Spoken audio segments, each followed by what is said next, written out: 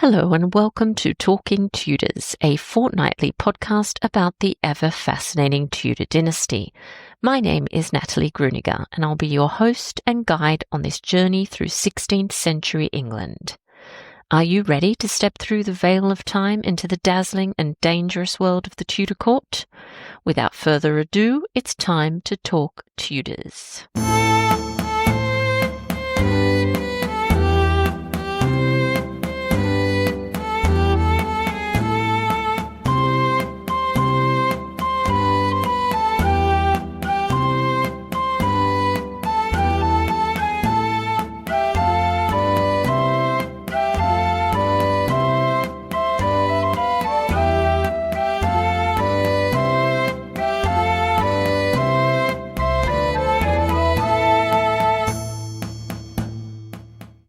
Hello everyone, welcome back to another episode of Talking Tudors. I'm your host, Natalie Grueninger. Thank you so much for joining me today. I'd like to begin by acknowledging and thanking the generous listeners who continue to support Talking Tudors on Patreon, and extend a heartfelt thank you to everyone who's taken the time to rate and review the show. As an independent podcaster, this means a lot to me. If you love the podcast, please consider joining the Talking Tudors Patreon community.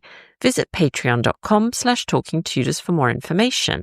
Once you sign up, you'll have access to exclusive posts, additional monthly live talks, a member-only book club, patron-only monthly giveaways, to name just a few of the rewards. You can also support the podcast and share your love of Tudor history with the world by buying Talking Tudors merchandise.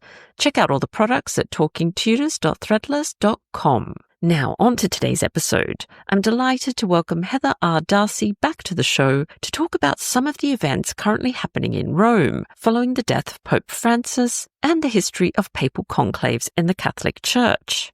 Heather is an independent researcher specializing in early modern history. She describes herself as a Tudor-adjacent historian, focusing on the Holy Roman Empire and England in the 16th century. She's the author of 4 non-fiction books: Anna, Duchess of Cleves, The King's Beloved Sister, Children of the House of Cleves, Anna and Her Siblings, Stuart Spouses, a compendium of consorts from James I of Scotland to Queen Anne of Great Britain, and Catherine of Aragon, Spanish Princess, I Am Not as Simple as I May Seem. She self-published the novella Diary of a Plague Doctor's Wife. Her primary career is as an attorney.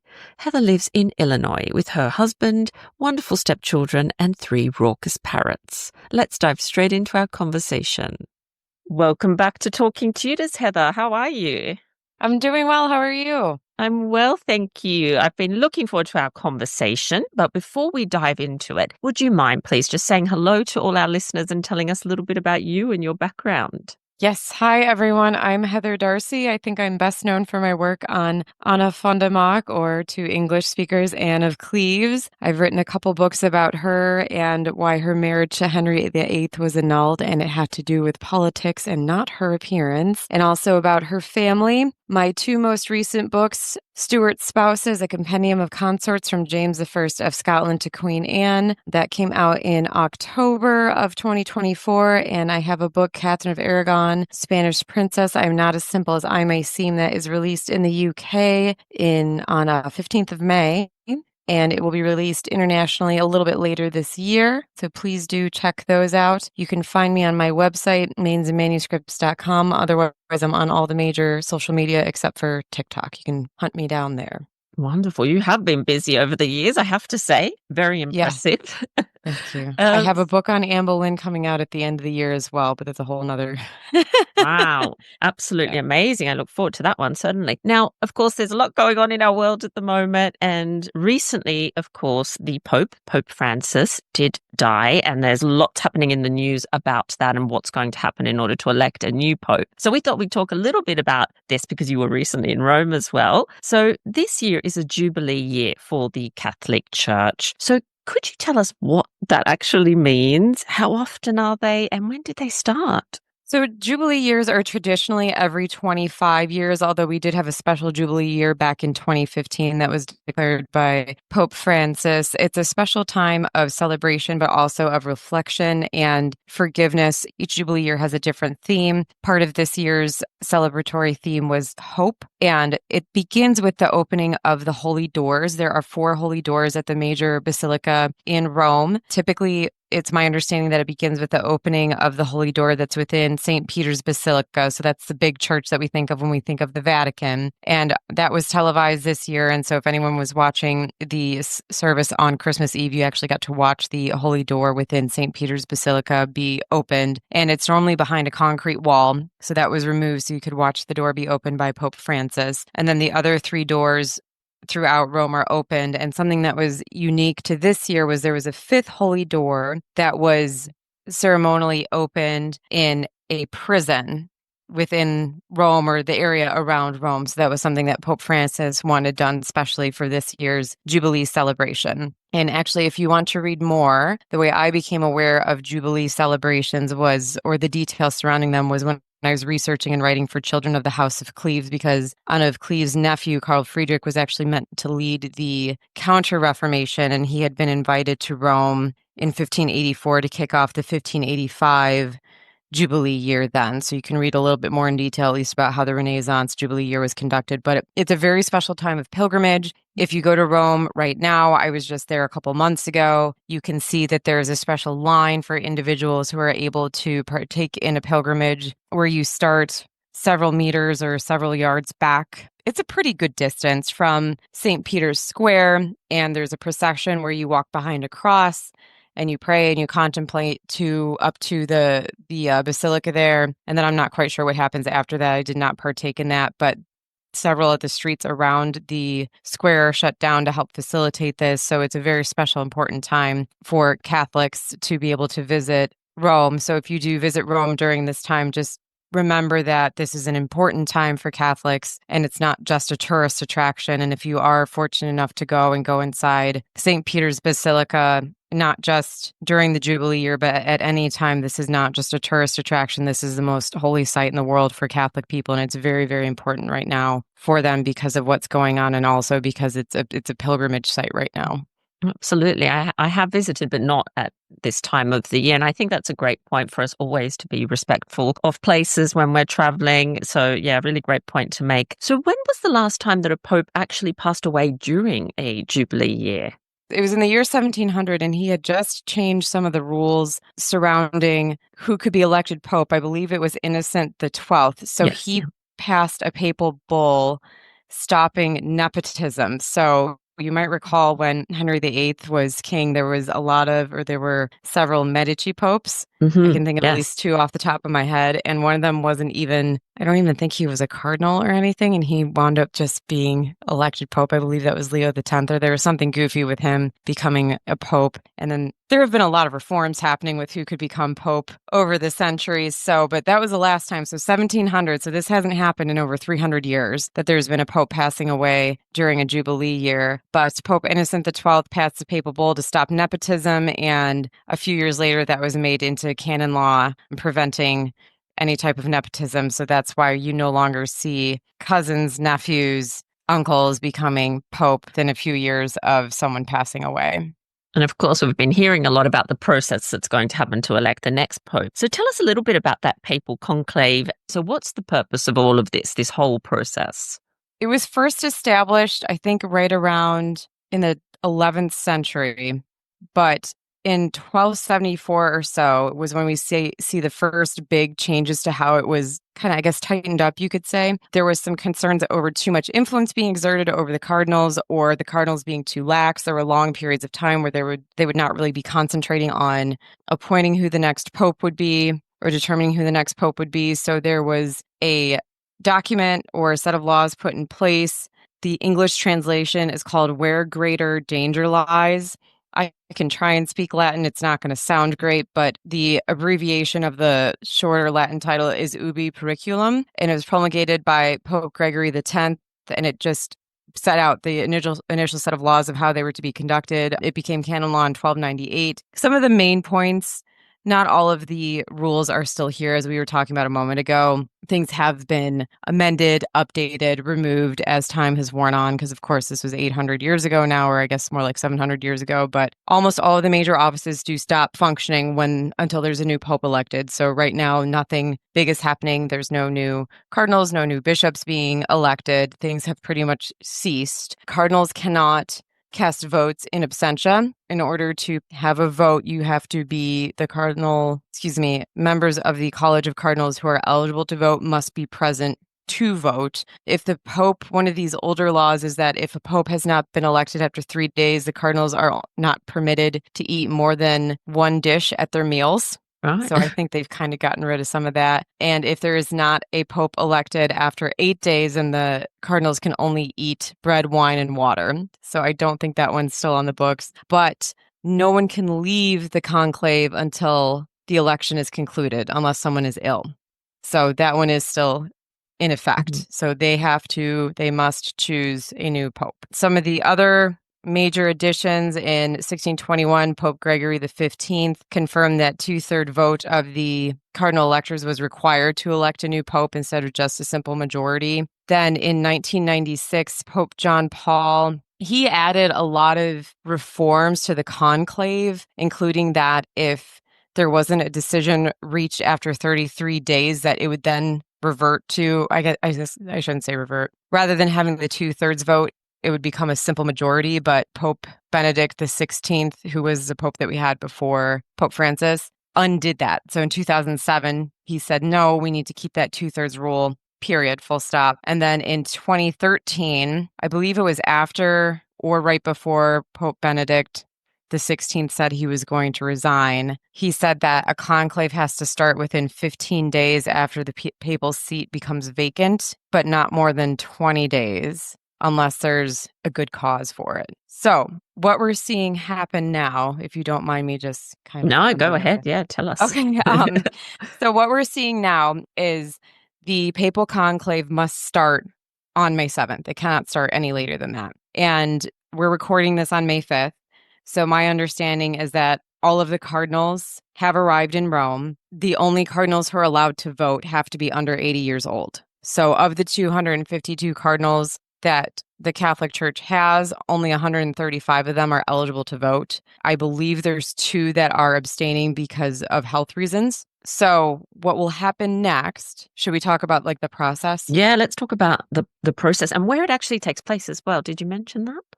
Not yet. So Okay. what happens is when they assemble, they will assemble in the Sistine Chapel. And the Sistine Chapel, have you been in the Sistine Chapel? I have. It's been a long time, but I have, yes. Okay, so let's discuss the Sistine Chapel. So my impression of it, having read about it, I've been in it twice now, most recently back in March, and maybe you had the same impression. I always thought it would be a huge room. Did you think that way too? Yes, and there were so many people in there, I have to say. It was very packed. It wasn't that big though. I mean, I just thought it'd be not. like this Yeah. grand building and absolutely gorgeous, but it's not a very large space, very tall space. Mm-hmm.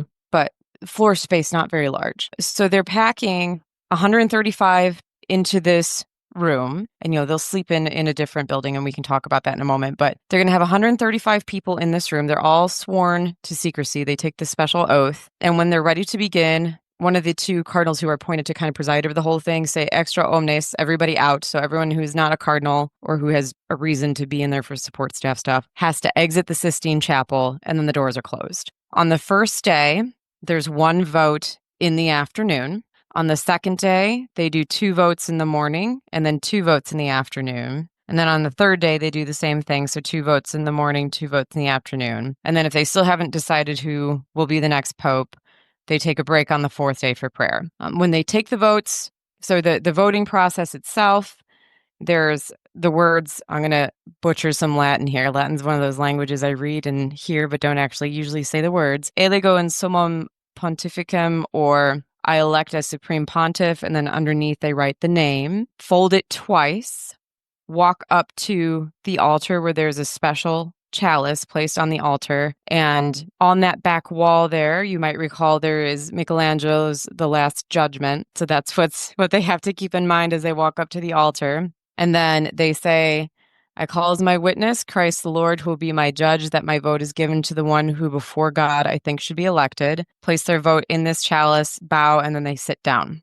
So that is how they actually, or that's my understanding, because of course I've never seen it. It's not recorded, but that's my understanding of how they cast their vote. And then those are taken out. The names are recorded, and then they are, I believe it's pierced through on a needle and they're threaded onto something. And I think those are done on separate threads depending on who the votes are for. So if there's 5 different people that are voted for, it's 5 different threads. If it's 3 different people, it's 3 different threads. I might be mistaken about that, but I believe that's how it works. And then if someone has gotten 2/3 of the votes of the people of the cardinals who are present, then that person becomes the next pope. If that hasn't happened, they tear up the ballots, toss them in a special chimney. And it's a very small chimney, and it does not look impressive at all. If you've seen the outside of the chimney, you wouldn't even know that it was this special chimney. And they put a chemical in the fire, and black smoke comes out of.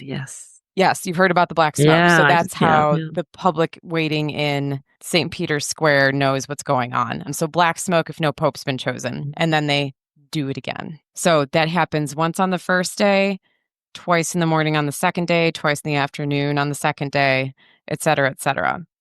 Now, if they have chosen somebody, then there's chemicals that make white smoke. And then everyone's very happy.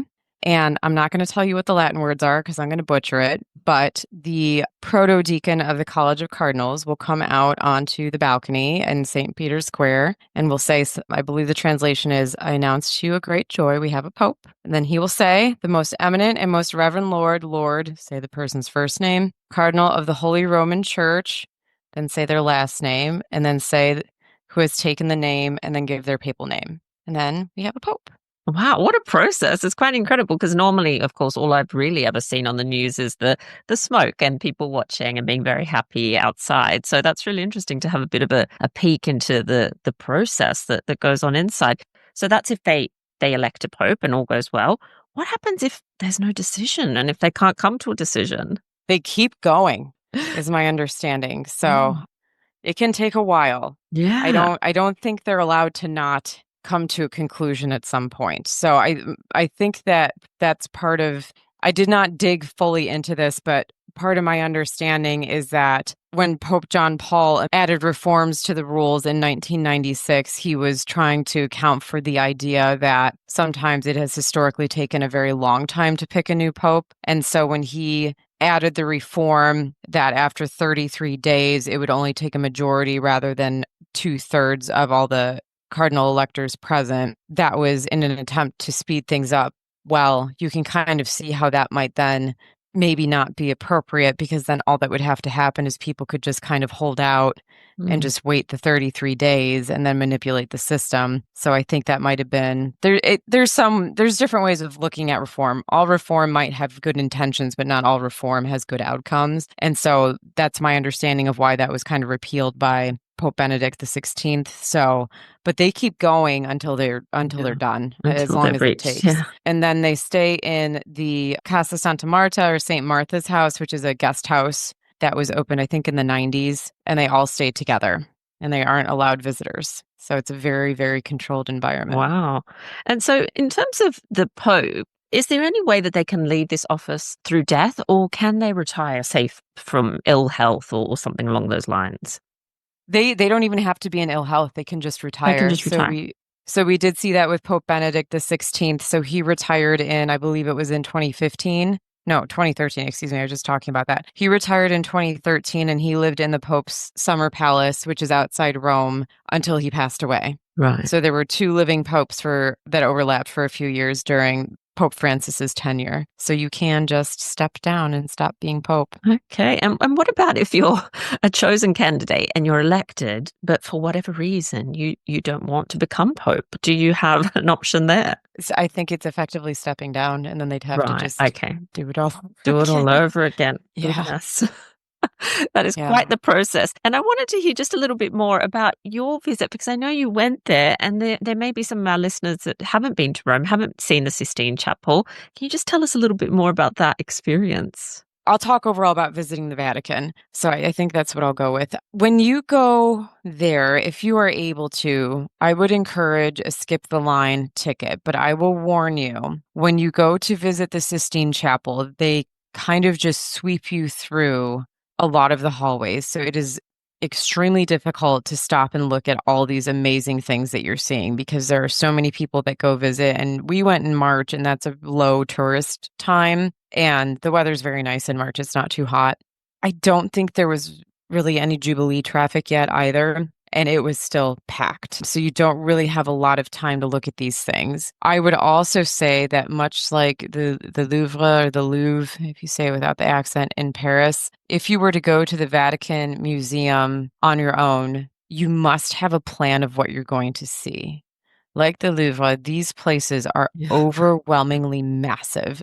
And you cannot go and just say, I want to see all of it. You will not see all of it, and you will not be able to comprehend all of it. It is just stunning how much stuff is in there. It's mind blowing. So it's a lot to take in, even just the quick, short trip through the Vatican hallways to get into the Sistine Chapel. I think I was inside the Sistine Chapel maybe maximum of, 10 minutes the first time because I was fortunate enough to do a small group tour very early in the morning the first time I went. And that was in November. The first time I went to Italy was in November of 2015, I want to say. And then this last time, I think I was in the Sistine Chapel for maybe 5 minutes. I'm not sure how long were you able to be in there? Oh, it was so long ago. I actually can't even remember, but I have a feeling that it was very brief. Yeah. Yeah, it's not long. No. And you're not allowed to take pictures because, again, that's like most holy spaces, not just Catholic, but holy spaces for any religion.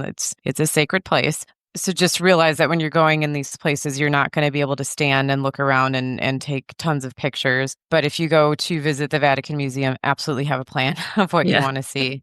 So Rome itself, I really like how walkable Rome is. I think that London, it's kind of like London that way. Very compact. If we think of like medieval London, you definitely have to be willing to walk, but you can walk from the Colosseum to the Vatican City in maybe about 45 minutes. It is one of those where you need to put your comfy shoes on.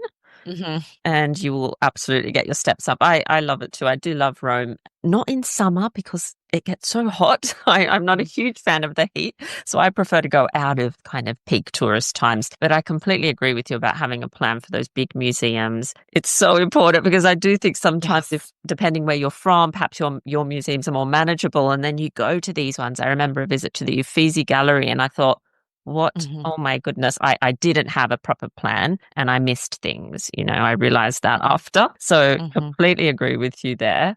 But Heather, it's been so interesting hearing about this process that we're all going to obviously see on the news and see what happens. But can you remind us again, in case people want to find out more about your work and follow what you're doing, where they might be able to go?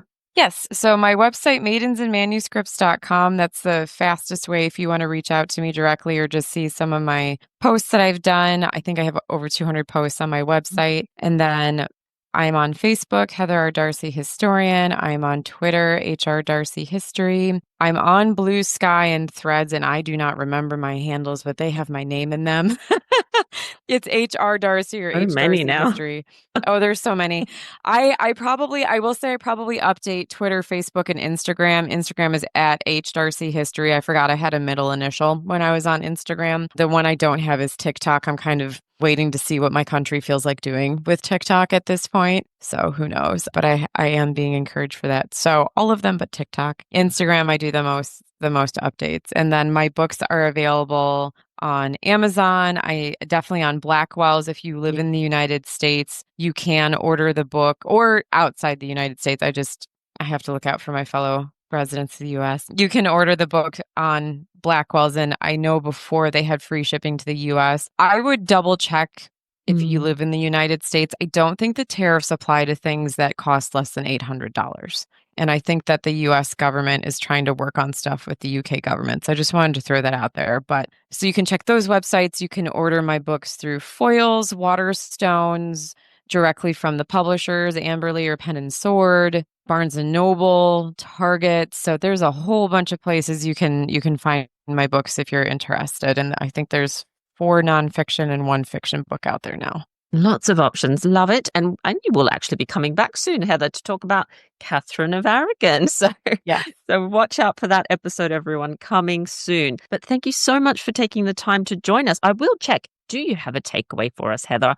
I know this was not exactly a Tudor episode. However, I asked my guests for a little takeaway. Is there something our listeners might be able to explore after this episode? I think it goes back to my comment of all reform, I think, can be well-intentioned, but doesn't always have the benefits we expect. And that makes me think of Henry VIII. And because he had to completely overhaul his legal system, and he just set up a lot of work for Thomas Cromwell, for better or for worse. So I guess that would be my Tudor takeaway. Absolutely. Maybe check out some Thomas Cromwell books or resources. Why not? Thank you so much again for taking the time to chat to me on the podcast, and I look forward to welcoming you back very soon. Thank you so much. Well, that brings us to the end of this episode of Talking Tudors. Thank you so much for joining me. If you've enjoyed the show, please spread the word on your socials. And don't forget to subscribe, rate, and review. I also invite you to join the Talking Tudors Patreon community for some fun, exclusive content, and the Talking Tudors podcast group on Facebook, where you can interact with other Tudor history lovers and hear all the behind-the-scenes news. You'll also find me on Instagram. My handle is themosthappy78. It's time now for us to re-enter the modern world. As always, I look forward to talking Tudors with you again very soon.